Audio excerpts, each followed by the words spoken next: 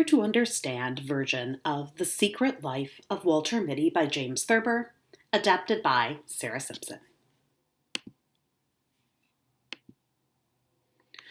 "We're going to fly through the storm," the Air Force commander was shouting. He pulled his cap down over one eye. "We'll never make it. A bad storm is coming," Lieutenant Berg yelled.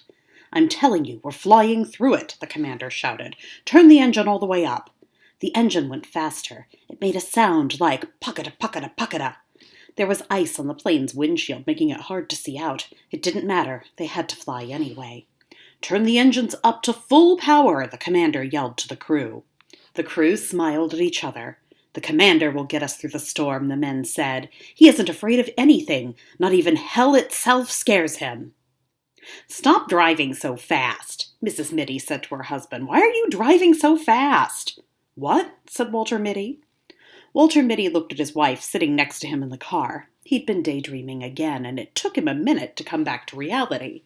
He wasn't the commander of an Air Force plane, driving his men through a storm. He was middle-aged Walter Mitty, driving his wife on her errands. "You were driving 45 miles an hour, said Mrs. Mitty. "I don't like to go faster than 40, and you were up to 45. Walter Mitty didn't say anything. He just kept driving. His daydream was fading away. "You look stressed again," Mrs. Mitty said. "You're having one of your bad days. You should let Dr. Renshaw look at you." Walter Mitty stopped the car in front of the hair salon to drop off his wife. "Don't forget to go buy snow boots while I'm getting my hair done," Mrs. Mitty said. "I don't need snow boots," said Walter Mitty. "Don't argue with me," Mrs. Mitty said. "You're not a young man anymore, and you need to wear snow boots to keep your feet dry so you don't get sick." Walter Mitty was getting annoyed, but he didn't say anything else to his wife. He revved the car engine a little. "Why aren't you wearing your gloves?" Mrs. Mitty asked her husband. "Did you lose your gloves?"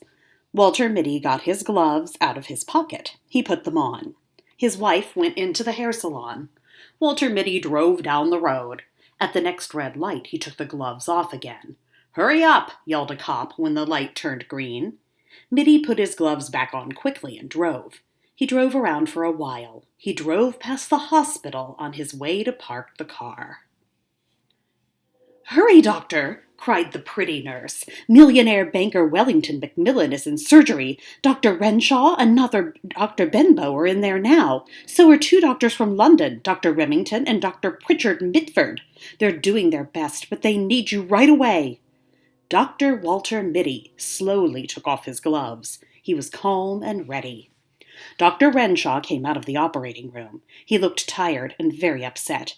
"You have to come right now," Dr. Renshaw said. "It's Macmillan, millionaire banker and close friend of President Roosevelt. He has obstruosis of the ductal tract. It's bad. We need you."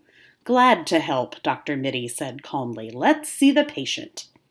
Dr. Mitty put on a surgical gown and gloves and went into the operating room.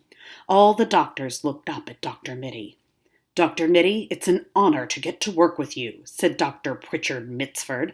"I read your book on strepthricosis. It was brilliant."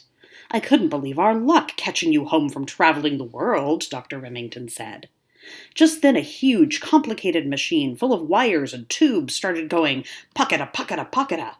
"That's the new anesthetizer! It's breaking!" cried a nurse. "There's no one within 100 miles who knows how to fix it."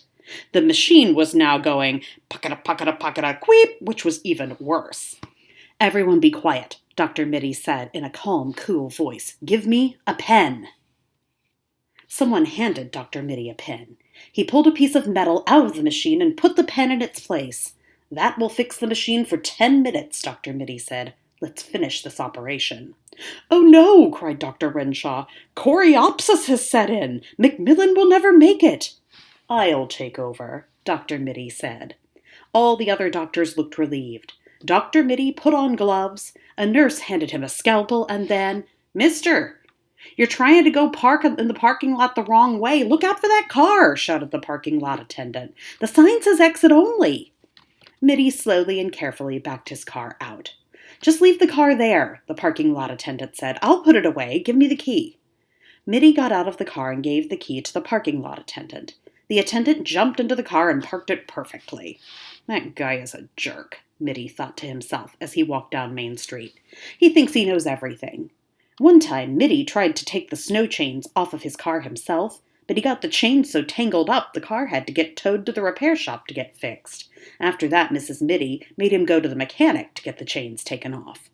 Next time I need the chains taken off, Mitty thought, I'll wear a sling on my arm. The guys at the garage will think I have a broken arm, and they won't laugh at me for not being able to take off my own snow chains.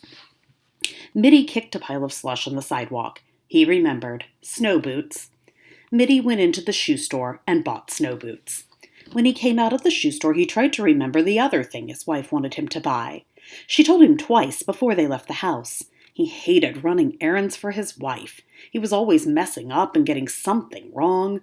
What was it she wanted? Kleenex? No. Toothpaste? No. Toothbrush? No. He gave up. He knew his wife would remember. She would ask him, "Where's the what's-his-name?" And he'd feel like a failure again. A boy selling newspapers was shouting out a headline about a murder trial in the news. "Perhaps this will refresh your memory," shouted the district attorney, shoving a handgun across the witness stand at Walter Mitty. "Have you ever seen this gun before?" "Yes," Walter Mitty said calmly, picking up the gun. "This is my Webley Vickers 5080. Everyone in the courtroom started to talk in excited whispers. The judge rapped his gavel and told everyone to be quiet. "You are an expert at shooting guns, Mr. Mitty? Is that true?" said the district attorney. "I object," shouted Mitty's lawyer. "We have been shown that Mr. Mitty could not have been the one who fired the shot. His right arm was in a sling on the night of the murder." Mitty raised his hand. The courtroom became silent. Everyone looked at him to see what he would say. "I could have killed him, even with my left hand," Mitty said. The courtroom went wild. A beautiful girl with black hair screamed, then ran to Mitty and threw herself into his arms. The district attorney hit the girl.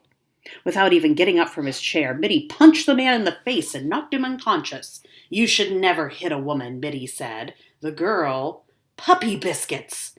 cried Walter Mitty. He stopped walking and looked up at the tall building on Main Street. A woman walking by him laughed. "That man just said puppy biscuits to himself," the woman said to the man she was walking with. Walter Mitty looked down at his feet and quickly kept walking. He went into the grocery store.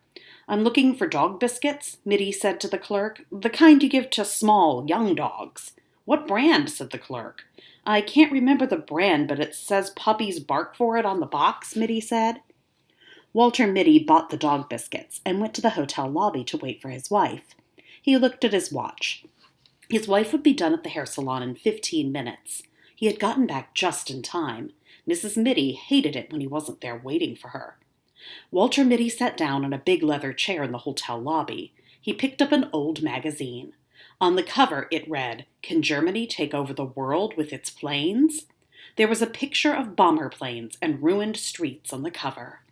"Captain," the young air sergeant said to Walter Mitty, "Airman Raleigh can't take it anymore. All the bombing has driven him crazy." "Get him to bed. He needs rest," Air Force Captain Mitty said. "I can fly alone." "You can't, sir," said the young sergeant. "It takes 2 men to fly that plane, and the Germans are bombing everything in sight." "It doesn't matter," Captain Mitty said. "Someone has to make sure the men on the ground get more bullets, and I'm the only man who can do it." Walter Mitty poured 2 glasses of brandy, one for himself and one for the young sergeant. A bomb exploded outside and the building shook. The sergeant looked afraid. "It's getting closer," Mitty said. He was totally relaxed in spite of the danger. "You only live once." Mitty drank another glass of brandy. He picked up his Webley Vickers gun. "You're about to fly through hell, sir," the sergeant said, still looking scared. Mitty drank one more glass of brandy. The sound of guns and bombs was getting louder. The bullets were hitting the building with a pocket-a-pocket-a-pocket-a sound. Mitty walked to the door humming a song. "Goodbye," Mitty said, going out into the battle. "I've been looking everywhere for you," Mrs. Mitty said. "You've been hiding in this big chair. How am I supposed to find you? Did you get the things I told you to buy?" Mitty showed her the box of puppy biscuits and the snow boots. He looked at his wife. "Does it ever occur to you that I'm thinking about things?" Mitty asked. Mrs. Mitty looked at her husband. She looked confused. I'm going to take your temperature when we get home, Mrs. Mitty said. You aren't making any sense when you talk. You must be sick. Mr. and Mrs. Mitty walked to their car. It was 2 blocks away. Mrs. Mitty stopped when they got to the drugstore on the corner. Wait here, she said to Walter Mitty. I need to run in. I forgot to buy something. Walter Mitty waited on the sidewalk.